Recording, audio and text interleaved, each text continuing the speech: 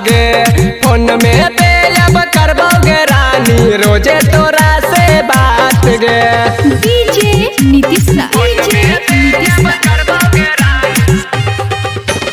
मंगुरा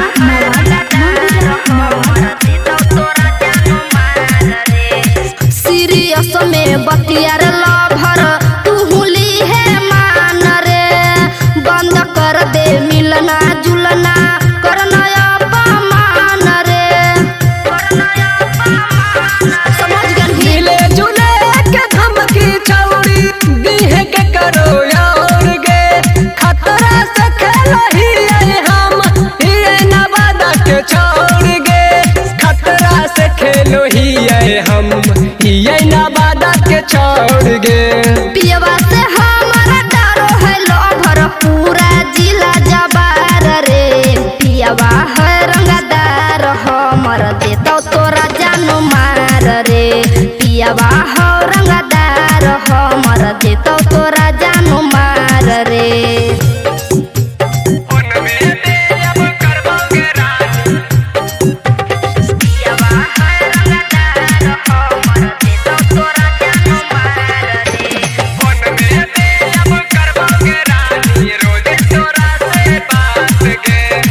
college के पीछे रे लभर बेटा करे ले छोड़ दे।